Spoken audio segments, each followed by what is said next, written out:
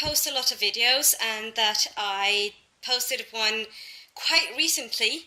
Still, I wanted to do this today because of the Hugo Awards.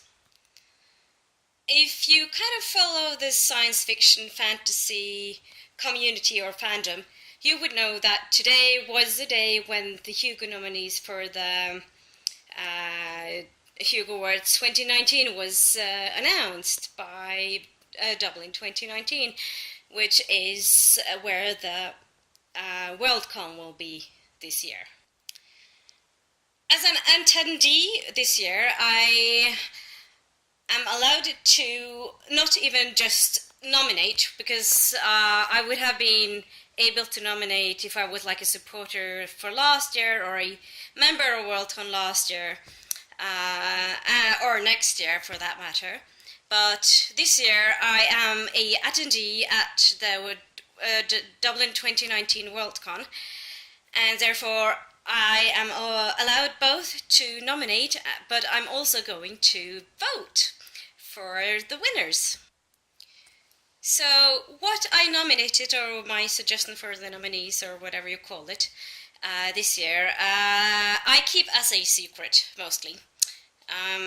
But I wanted to say a little bit about some of the nominations, not all of them, because a lot of them I don't really care all that much about, but there's some I want to say something about.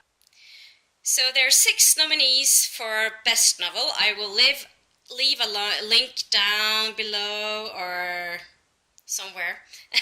I think it's down below, depends on where you see it, maybe, I don't know. Anyway, it will be in the description, there will be a link to all the nominees. And for the Best Novella, which I care probably most about, there are 6 nominations. So the first nomination is for The Calculating Stars by Mary Robinette Kowal, which is a novel that I have read. It's science fiction. It's kind of feminist, and I really liked it. So yeah, I'm very happy about it being on the list of nominated books. Other nominated novels are Record of a Spaceborne Few by Becky Chambers, and Reverend Gun by Yoon Ha Lee, Space Opera by Catherine M. Valente, Spinning Silver by Naomi Novik, and Trail of Lighting by Rebecca Ronholz.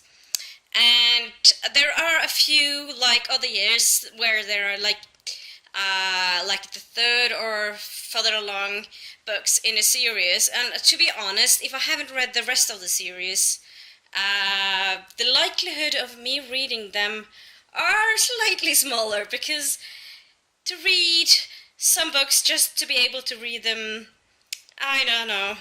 Well, we'll see what happens. I haven't decided yet, but I'm not very likely to see them. I've read Spinning Silver by Naomi Novik. Not a huge fan, to be honest. It's okay. Kind of like it. I kind of liked it in the beginning, but then it kind of, I don't know. It got a little bit too detailed, or too, I don't know. It's sometimes I have a really hard time putting a finger on exactly why I kind of started really liking it, and then I kind of not so much anymore. Novellas are a bit of a mystery to me, because it's something we don't really have in Norway, or in Norwegian. I think we might call it like a kortroman, or a short novel. However, I do enjoy reading some, and the nominated for this year's Hugo Awards are Artificial Conditions by Martha Wells, Beneath the Sugar Sky by Shannon McGuire, Binti, the Night Masquerade by Nnedi Okorafor, The Black Godstrom by P. Dejeli Clark, sorry for mispronouncing names here, God's Monsters and the Lucky Peach by Kelly Robson, and The Tea Master and the Detective by Aliette de Bois.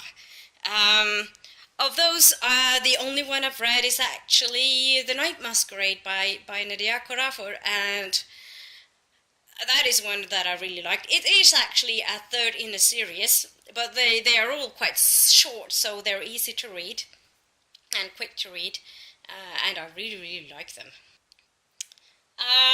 There's a lot of categories where I haven't really read anything, to be honest.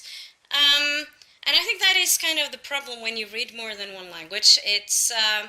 There's so much to read, and I also kind of nominate and vote for another award, which is the Norwegian Book Blog Award, and I need to read for that as well, and that is also more work related to me.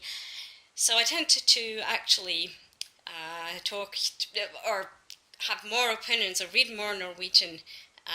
Well, I don't read more Norwegian than English, but I read a lot of Norwegian as well. But I've been looking at the best graphic story, and I see that the Black Panther Long Live the King, which is by Nnedi Okorafor, which I'm really kind of thrilled to see. I haven't read it, but it's something I really want to read. There are also some other comics there that I really want to read, so I'm looking forward to that. There's also the best dramatic presentation in long form, which is something that I quite enjoy. And I'm probably not surprised to see Avengers: Infinity War or Black Panther. But there's also some titles there that I'm not familiar to me. I'm not even sure if they've been in the cinema here yet. Don't know, to be honest.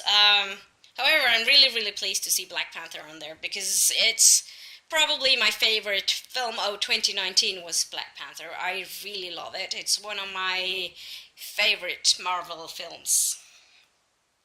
There's also Best Dramatic Presentation short form, and there are, not surprisingly, some Doctor Who episodes.